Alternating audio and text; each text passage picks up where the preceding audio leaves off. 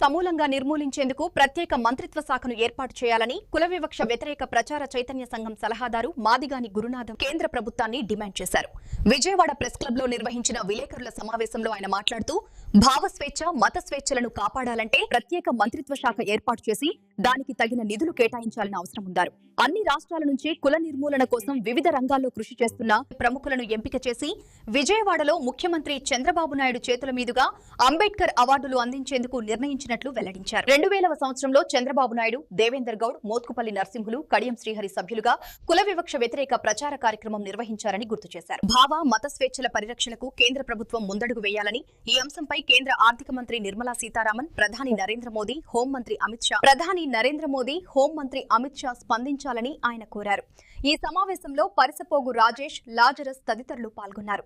మాదిగాని గురునాథం ఈ యొక్క కుల వివక్ష వ్యతిరేక ప్రచార చైతన్య సంఘానికి అడ్వైజర్గా ఉన్న నేపథ్యంలో 2000 సంవత్సరంలో నారా చంద్రబాబు నాయుడు గారు, దేవేంద్ర గౌడ్ గారు, నరసింహులు గారు, శ్రీహరి గారు కలిపి ఈ యొక్క కుల వివక్ష వ్యతిరేక ప్రచార చైతన్య కార్యక్రమాన్ని ముందుకు తీసుకెళ్లడం జరిగింది. వాళ్ళ కమిటీగా వేసి వారు గమనించారు, అంబేద్కర్ గారు రచించినటువంటి రాజ్యాంగం ఇన్ని సంవత్సరాలైనా కూడా ఎక్కడా ఈక్వాలిటీ లేదు ప్రపోర్షనేట్గా, irrespect of caste and colour and creed and culture అని పెట్టుకున్నటువంటి నేపథ్యంలో కేవలం కులమే ప్రధానంగా భూమిక పోషిస్తూ ఉంది. అందువల్ల ఎక్కడా కూడా ఎరాడికేట్ చేయలేకపోతా ఉన్నాం ఈ సిస్టంలో అని చెప్పి దాన్ని గమనించినటువంటి చంద్రబాబు నాయుడు గారి యొక్క కార్యక్రమాన్ని తీసుకున్న నేపథ్యంలో దానికి ప్రభావితమైనటువంటి ఇక్కడ దళిత ఉద్యమాల పట్ల అంకిత భావంతో ఉన్నటువంటి పరిసపోగు రాజేష్ గారు, లాజరస్ గారు ఈ యొక్క కార్యక్రమాన్ని ముందుకు తీసుకెళ్లడం కోసం గత 25 సంవత్సరాలుగా అహర్నిశలు కష్టపడుతున్నటువంటి నేపథ్యంలో మేమందరం ధిక్కార స్వరంతో ఉద్యమకారులుగా మేము ప్రశ్నిస్తూ ముందుకెళ్తూ ఈ సమాజంలో సమాజాన్ని నిర్మించాలంటే, సమానత్వం రావాలంటే, భారత రాజ్యాంగాన్ని పరిపుష్టి కలగాలంటే 21 ఆర్టికల్ ఉంది, రైట్ టు లివ్, 22 ఆర్టికల్ ఉంది, భావ స్వేచ్ఛ, 25 నుంచి 30 ఆర్టికల్ దాకా ఉంది, మత స్వేచ్ఛ, అనేక స్వేచ్ఛలు ఉన్నటువంటి సమాజంలో హక్కులు ఏ విధంగా మనం 7 హక్కులు ఉన్నాయి, ప్రాథమిక హక్కులు, ఇవన్నీ కూడా ఎక్కడ కూడా ఇంప్లిమెంట్ అవుతున్నప్పటికి కూడా ఈ యొక్క కులాల నిచ్చెనమెట్లో ఆర్థిక ఉగ్రవాదులు, అరాచక శక్తులు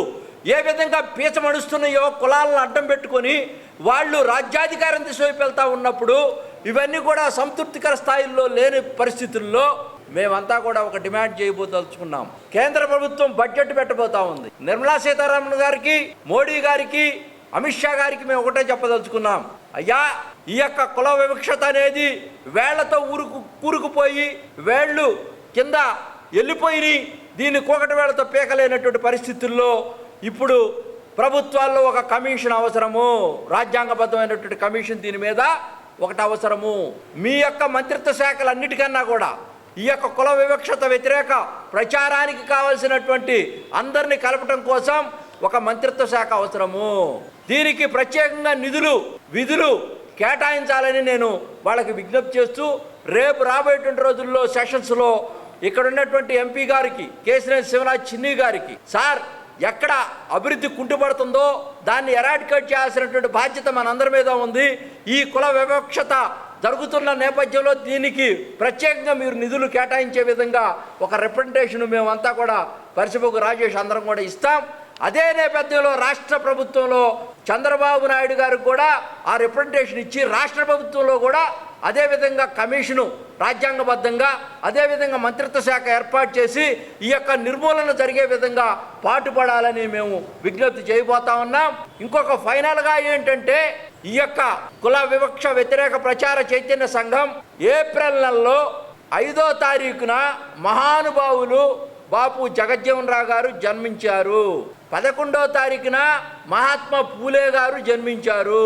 14వ జాతి వైతాళికుడు, రాజ్యాంగ నిర్మాత బాబాసాహెబ్ అంబేద్కర్ గారు జన్మించారు. 50 సంవత్సరాల్లో రాజకీయాల్లో ఉంటూ దాదాపు 4 సార్లు ముఖ్యమంత్రిగా ఉన్నటువంటి రాష్ట్ర ముఖ్యమంత్రి వర్యులు చంద్రబాబు నాయుడు గారు 20వ తారీఖున జన్మించారు.